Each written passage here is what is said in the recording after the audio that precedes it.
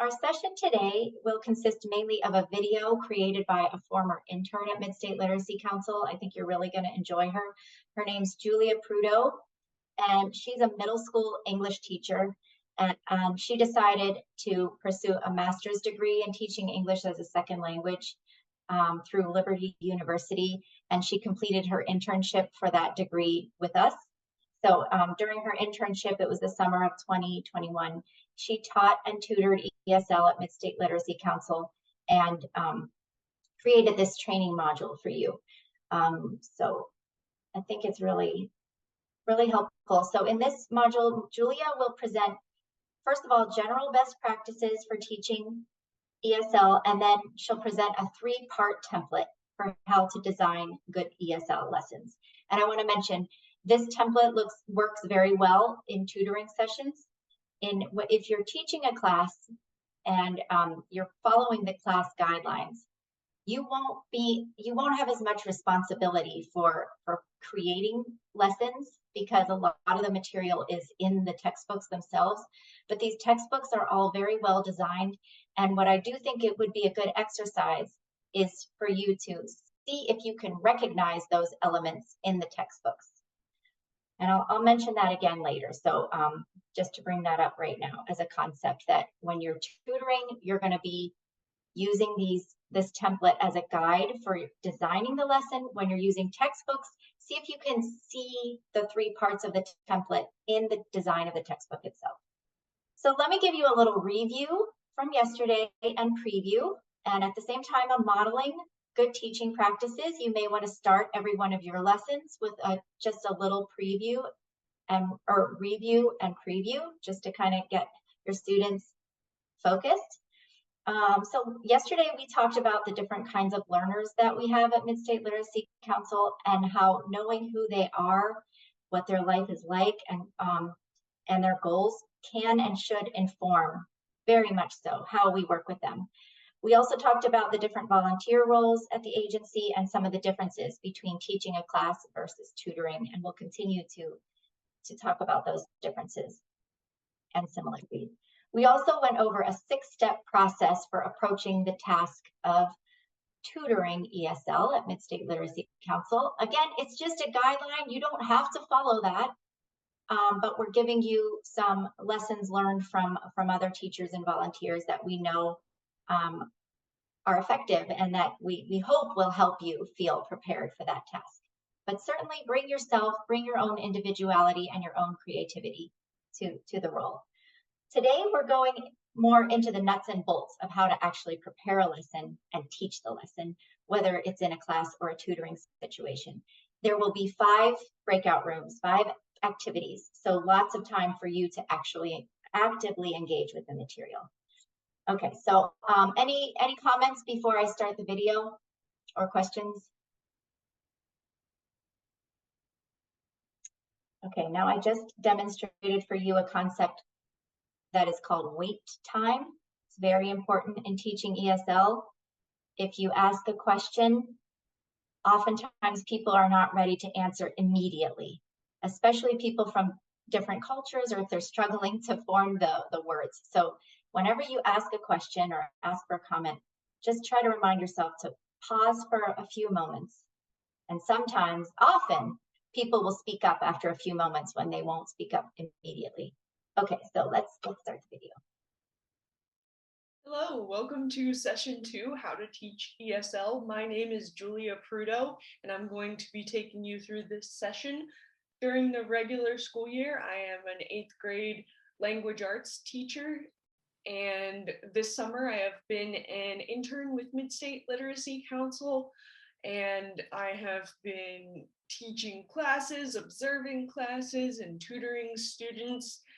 So this is really my passion and what I want to share with you all, and so I hope this is helpful.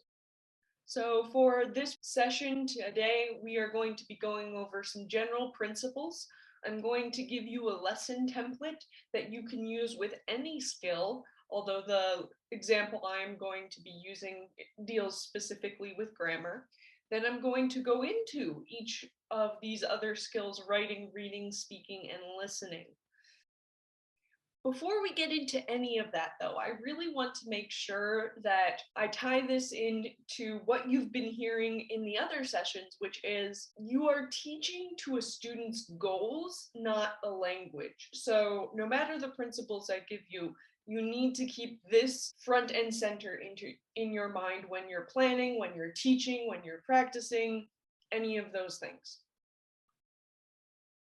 So the general principles that I have for you, I want to reassure you that reteaching is both okay and necessary. So maybe something didn't go right the first time around, and the next day you come in and you say, let's try this again. That's okay. Not only is that okay, but some concepts, even if you teach them perfectly the first time, people are going to need you to repeat it so that they can actually remember it. So that repetition is really helpful for memory, and you're going to get better at teaching the lesson each time you do it. Similarly, not only is reteaching okay, but it's also okay to stop in the middle of a lesson, say, this is not going how I thought it would go, and to improvise in the moment. Might be a little scary to do so, but one of my education professors actually told me, he said that the best teachers he's known and that he's observed could recognize when a lesson wasn't working in the moment and improvise something to fix that problem. And so keep that flexibility with. And so just like we make errors as teachers, students also make errors. And so that is a quintessential part of the learning process. So it's correcting those errors is also a quintessential part of the teaching process. So what we want to do, though, is make sure that we are correcting those errors in a way that is going to be most helpful for the student. So we want to focus on errors that interfere with their communicative goals. So you want to focus on 2 to 3 errors, again, that interfere with their communicative goals. If they're having issues communicating and they're having issues making themselves understood, that's where we want to focus on. And we only want to pick 2 or 3 of them, not all of them, 2 or 3 of them. All right, so another thing that can be very useful with errors or with language learning in general is noticing. So we want students to be able to notice, oh, I keep doing this. So we want to help them notice. We want to help them notice how people use language, both themselves and like the Americans they're interacting with or the English speakers they're interacting with. So the next one I have for you is produce. You want to have the students use whatever it is you're teaching them, and we're going to call that target knowledge. Whatever the thing is that you want them to learn, that you want them to target, focus on, to aim at, that is the thing that we want them to use and produce in a meaningful context. I am much more likely to remember something if I do it myself. If I'm driving somewhere, I will generally remember how to get there again.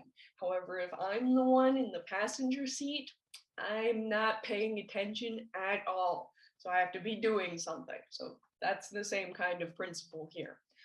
Last but not least, all 4. So even if you're targeting one skill, like listening, your lesson and activities should probably include all 4: listening, speaking, reading, and writing. So even if you're having your students practice listening to a lecture, and a lot of some of the Mid-State Literacy Council students that you will encounter are trying to learn at Penn State, and they find that they can't understand people in a lecture. So listening is a great skill to practice. However, you want them to practice while they're listening, maybe writing, maybe they're reading, maybe then they discuss what they learned with you. So even though you're focusing one skill, you still include all 4. Okay, so this is the first opportunity for you to apply what I have been talking to you about. And so if you look at your session 2 guide, this is the first apply section. So the questions I have for you to discuss are, which of these general principles do you want to experiment with the most? Or maybe have you used or noticed any of them before? So we're going to talk about basically just look at these or think about these general teaching principles that she just mentioned and think about, which one sounds good to you? Which one pops out at you as something you've experienced in a positive way or something that you want to try out. So guys, what do you think? What do you think of these general teaching principles? Let's see if each one of you can just share your reflections on what she presented to you. Ellen, can we start with you? Yeah. I thought the all four was really interesting because I think in my mind, if I'm focusing on something, then I could hyper focus on it to the point where I might forget that language is so interconnected to all of those listening, speaking, reading, and writing. And so the interconnection of all those things sounds really important to me. It absolutely is. And the more people engage with the different modes, the more it's kind of stays in their mind, So yeah, having people listen to something is not as effective as having them listen for a particular thing or listen and take notes or listen and follow along, all of those things. Okay, who else is ready to speak? Yeah, one thing I really like to notice here is noticing, because it is my personal experience. When I first time I pronounce something, I feel that's the correct way I'm pronouncing, but I never think maybe there's a problem with that. This is why when I had friends and she was teacher actually, and she noticing always, and it helped me a lot, because it was something like in pronouncing, just putting the focus on which part of the word that's is so helpful. Noticing that people understand, in the context, what's the problem. Thank you, Heidi. Yeah, thanks for sharing your personal experience. Absolutely. So much of learning is about attention. And so you as the teacher, as the coach, can help your students focus their attention or notice things. And also you want to train them to notice other people. Okay, Susan, can I hear from you what your reactions are to these principles? I tend to do I think people learn by doing things. I guess that would be the all four, the listening, writing, reading, and doing. There's some research that shows what you hear, you remember like 10% or something. What you see, another percent, and what you do, but what you actually get involved in and do, you learn the best. So I find that the more you actually do it, I actually teach online right now, and I make the students do things. I think they learn better than just sit and read a lecture. Absolutely. I think that ties into her principle, produce, as well. So you always, and I think especially with novice teachers, there's a tendency to want to talk and make sure you give them something important and interesting, but that doesn't leave them enough time to talk and practice speaking or writing or whatever. Yeah, you want to make sure you give them the opportunity to produce the language and participate actively. Thank you. Lisa? I agree with what Susan said. I like the idea of trying to help them practice as much as possible. It's a lot of these are familiar. I was a K1 teacher for years, and so we did a lot of these kinds of things. And so my mind's thinking of, okay, how do I adjust them for adults? Because they're not little kids, but some of the same principles apply. So just thinking of trying to find good places where they can practice some of these things, and thinking in terms of that is where my mind is right now. Yeah, thinking of those activities for English language learning is probably the new part for you, and we will talk about that a lot today and tomorrow as well. Kathleen, your thoughts? I was also thinking along the same lines of the produce and also the all four things kind of going together. But in my own,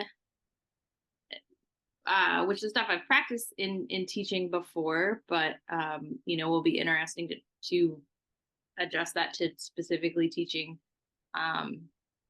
English language. And also, I think the thing that I've found to be most helpful in any setting that I've taught in before has been to be flexible, to have a, the plan A, but also a plan B, and then also being able to be comfortable in the moment with switching things up, and to acknowledge that, something doesn't work, we'll just try something else. That's challenging, more challenging for some people than others, but so important. Until we go back to the main room, I just want to mention one because nobody else mentioned it, which is corrections. So I wanted to talk about error correction because I've really seen sometimes people overcorrect to the point where the students are so afraid to speak at all, and it can interfere with their fluency, right? So you don't want to constantly interrupt and correct their grammar or correct their pronunciation or correct their word choice, especially if they're struggling with fluency. Sometimes you just want to let them speak or let them write and only focus on, as she said, 2 or 3 things. I think that even that's a lot. Like if you were teaching a tense, for example, and you gave them a writing assignment, maybe only correct that tense, at least for a little while, so that they can focus and not get overwhelmed and feel like, oh, I'm never going to learn this language. On the other hand, I've noticed Americans in particular are really afraid to correct their students. They think it's mean. And the students sometimes will get frustrated and say, that's why I'm here. I want to know what I'm doing wrong.